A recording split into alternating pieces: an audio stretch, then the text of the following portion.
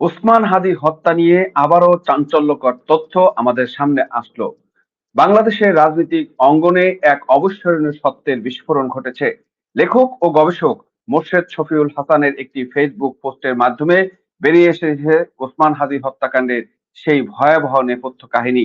সাবেক অন্তর্বর্তী সরকারের এক প্রভাবশালী উপদেষ্টার সেই একটি বাক্য, যারা তাকে তৈরি করেছে তারাই খুন করেছে, পুরো দেশের মানুষের বিবেককে নাড়িয়ে দিয়েছে।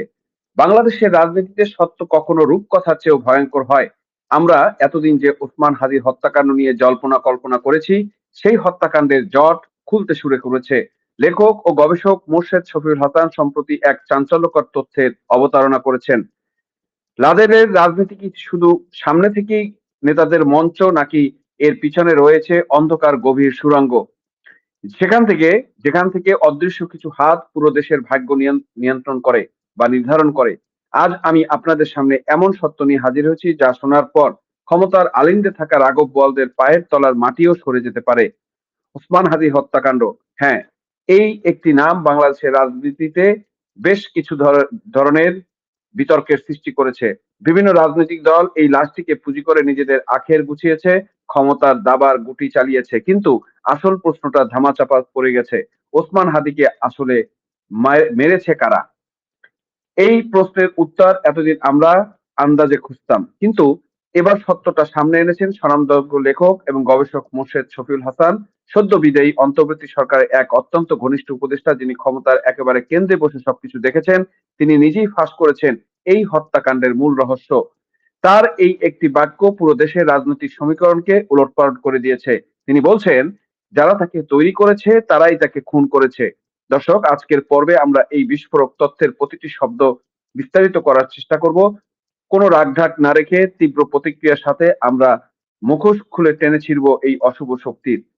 যারা আড়ালে থেকে এই পুতুল খেলা খেলছে, তাদের চরিত্রগুলো আজকে উন্মোচন করার সময় এসেছে। ঘটনার সূত্রপাত লেখক ও গবেষক মোর্শেদ শফিউল হাসানের একটি চাঞ্চল্যকর ফেসবুক পোস্ট থেকে। তিনি কোনো সাধারণ মানুষ নন। তথ্যের সত্যতা এবং ঐতিহাসিক রেকর্ডের ক্ষেত্রে তার সুনাম রয়েছে।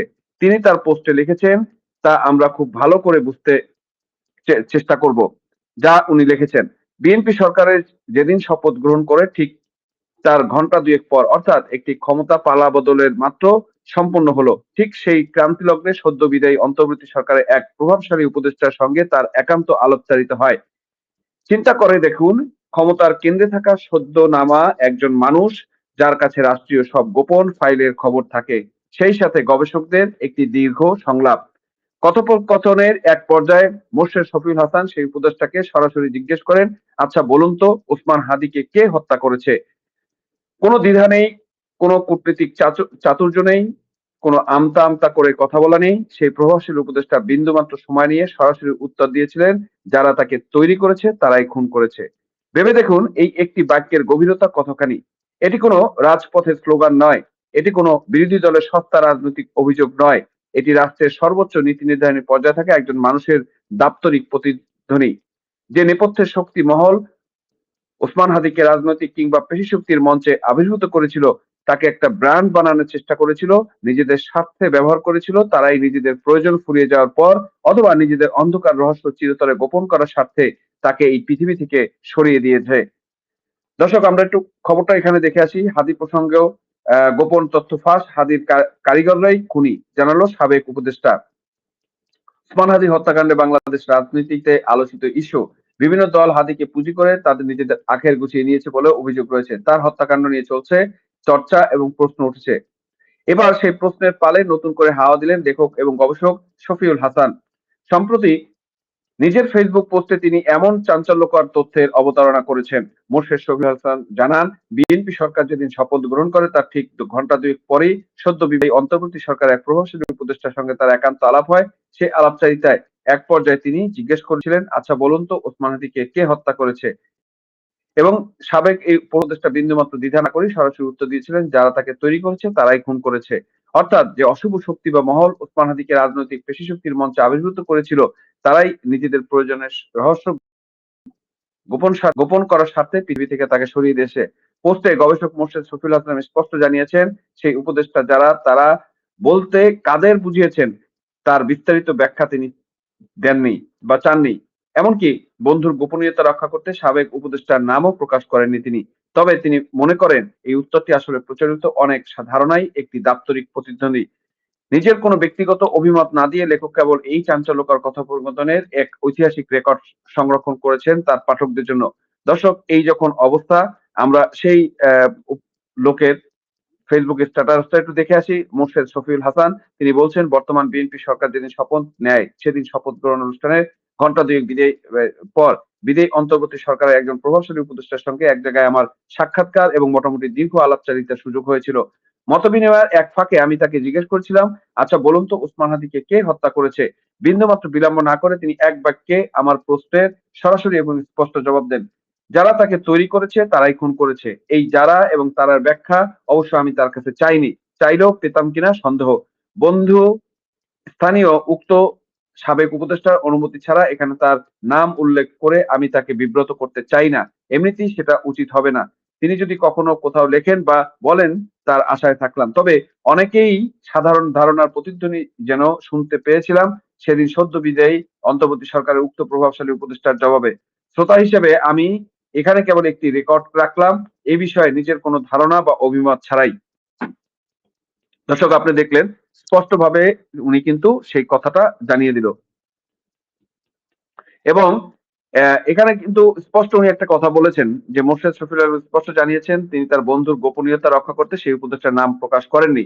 এমনকি সেই উপদেষ্টা যারা তারা বলতে সুনির্দিষ্ট কাদের বুঝিয়েছেন তার বিস্তারিত ব্যাখ্যাও তিনি চাননি। কিন্তু আমরা যারা রাজনীতি বুঝি, আমরা যারা এদেশের ক্ষমতার খেলাকে বছরের পর বছর ধরে পর্যবেক্ষণ করছি, আমাদের বুঝতে কি বাকি আছে যে এই যারা এবং তারা আসলে কারা? এরা হলো সেই অশুভ ডিপ স্টেট বা পর্দার আড়ালের কারিগর যারা নিজেদের কখনো জনসমক্ষে আনে না। এরা এক একটা চরিত্র তৈরি করে, কখনো তাকে বানায় বীর, কখনো তাকে বানায় খলনায়ক, কখনো তাকে ব্যবহার করে পুরো একটা দেশের রাজনৈতিক অস্থিতিশীলতা করার জন্য। ওসমান হাদিকে যারা তৈরি করেছিল তখন তাকে একটা বিশেষ এজেন্ডা বাস্তবায়নের জন্য ব্যবহার করা হয়েছিল। কিন্তু যখন দেখা গেল যে হাদিকে বাঁচিয়ে রাখার চেয়ে তার লাশটা বেশি লাভজনক, কিংবা হাদি এমন কিছু গোপন তথ্য জেনে গেছে যা ফাঁস হলে ক্ষমতার পুরো তাসের ঘর ভেঙে পড়বে, ঠিক তখনই তাকে ঠান্ডা মাথায় সরিয়ে দেওয়া হলো। দর্শক, আজ আমি এই মঞ্চ থেকে প্রশ্ন তুলতে চাই, এই অশুভ কারিগররা কি আইনের ঊর্ধ্বে? তারা কি এতটাই শক্তিশালী যে একটি জঘন্য হত্যাকাণ্ড ঘটিয়েও তারা ইতিহাসের আড়ালে থেকে কলকাঠি নাড়তেই থাকবে, আর আমরা সাধারণ মানুষ সুশীল সমাজে লেবাস পরা কিছু নেতার পুতুল নাচ দেখতে থাকবো?